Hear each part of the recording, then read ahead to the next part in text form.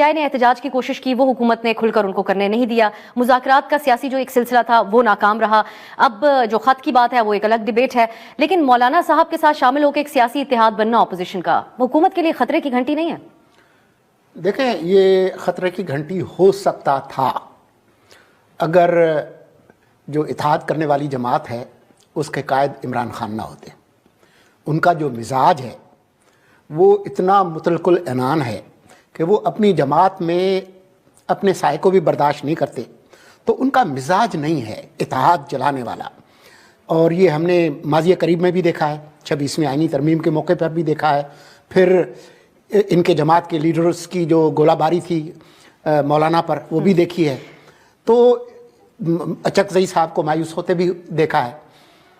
اب تو خاص طور پر جب ان کی اپنی جماعت کے اندر خلفشار ہے تو پہلے آپ اپنے آپ کو تو متحد کریں. لیکن ایک تھوڑا سا تو فرق نظر آیا اس ملاقات سے پہلے رویوں میں کہ مولانا صاحب نے گنڈا پور صاحب سے اسی بات پہ اعتراض کیا کہ آپ مولانا صاحب کو نشانے پہ کیوں رکھے ہوئے ہیں. ان سے پارٹی کی خیبر پختونخوا کی صدارت بھی گئی اور یہی کیا اثر آئی ہے کہ انہی چیزوں کی بنیاد پہ. تو اب آپ نہیں سمجھتے کہ اڈیالہ میں بیٹھے خان صاحب اس اتحاد کو ایک اہم اپنا آپشن سمجھ رہے ہیں؟ صدارت جانے اور وزارت اعلیٰ کی جو ان کی کرسی ہے اس کے کمزور ہونے کا مولانا سے کوئی تعلق نہیں ہے. اس کا تعلق ان کے پارٹی کے اندر جو جھگڑے ہیں، بشرا بیگم کے ساتھ جو ان کے تعلقات خراب ہوئے، اور اس کے علاوہ اس طرح کے جو مسائل ہیں اس سے اس کا تعلق زیادہ ہے. مولانا سے کوئی تعلق نہیں ہے. بات یہ ہے کہ جو مزاج ہوتا ہے نا سیاستدانوں کا وہ آسانی سے تبدیل نہیں ہوتا. تو یہ ضرور کوشش کریں، پہلے بھی کوششیں ہوتی رہی ہیں، لیکن آپ نے دیکھا کہ ذوالفقار علی بھٹو کی شہادت کے بعد نصرت بھٹو اصغر خان جیسے لوگوں کے ساتھ جو کہتے تھے کہ ہم کوہالہ کے پل پر اس کو پھانسی لٹکائیں گے، ان سب کے ساتھ گئی اور کامیابی سے اتحاد چلائے.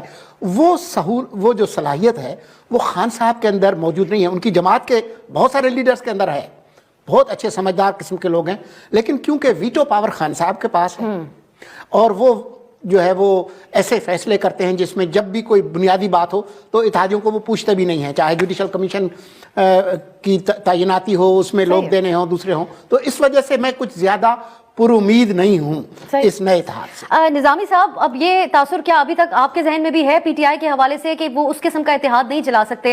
مولانا صاحب سے کتنے ڈفرینسز تھے، لیکن آج خان صاحب ان کی حمایت میں گنڈا پور کے خلاف پوزیشن لیتے ہیں. اچکزئی صاحب کے حوالے سے وہ تمام تلخیاں دونوں لیڈران کی طرف سے بھلا دی گئیں. اچکزئی صاحب خود بھی یہ بات کہتے ہیں کہ ماضی کی بات ہو گئی. تو مولانا یہ جو اتحاد ہے اس کی کیا اہمیت ہے آپ کی نظر میں؟ پھر مولانا صاحب کا کیا اس کے اندر رول ہوگا؟ وہ اپنی ایک بڑی سیاسی فورس کے طور پہ شامل ہوں گے یا بس اخلاقی طور پہ پی ٹی آئی کا ساتھ دے رہے ہیں تمام چیز کے اندر؟ جی بہت شکریہ. ابھی تک کے سیاسی حالات میں تو یہ نظر آ رہا ہے کہ تحریک انصاف شاید یہ سمجھ چکی ہے کہ انہوں نے گزشتہ ایک سال میں خصوصاً 8 فروری کے الیکشن کے بعد جو سولو فلائٹ لی ہے جس میں انہوں نے ڈرائیونگ سیٹ اپنے پاس رکھی ہے، اس کے خاطر خواہ نتائج انہیں نہیں مل سکے.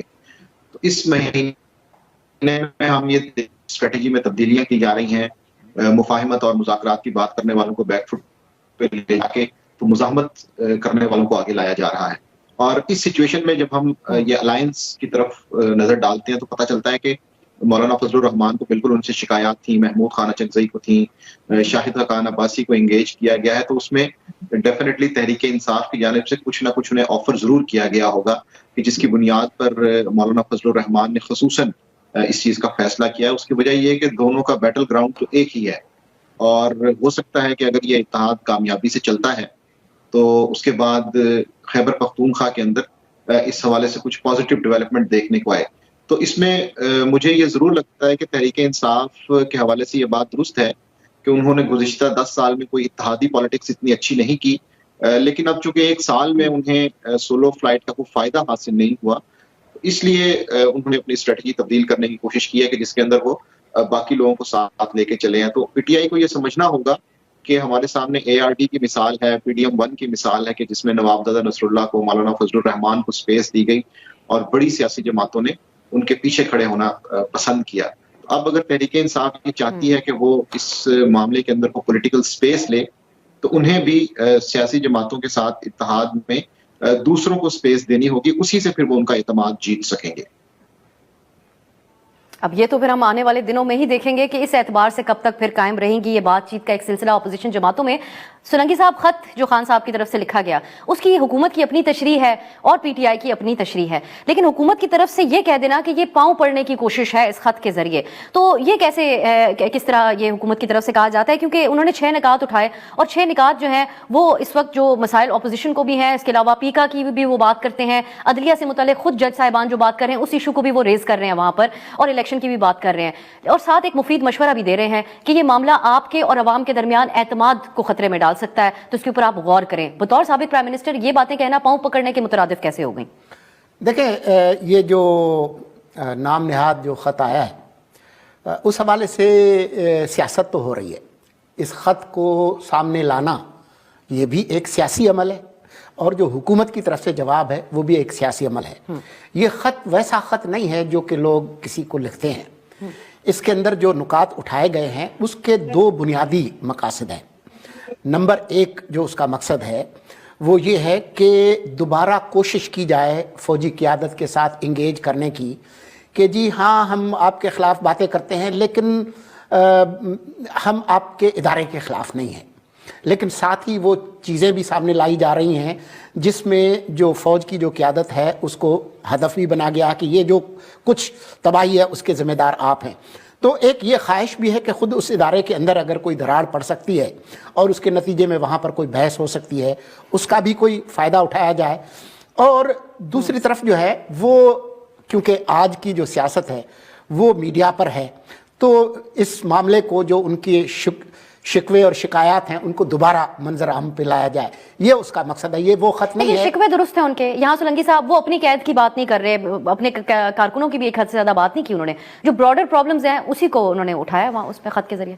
دیکھیں، ہمارے ہاں سندھی میں ایک کہاوت ہے کہ جب تعزیت پر جاتے ہیں تو لوگ جو ہے وہ مرنے والے کے لیے نہیں اپنے دکھوں کے لیے روتے ہیں۔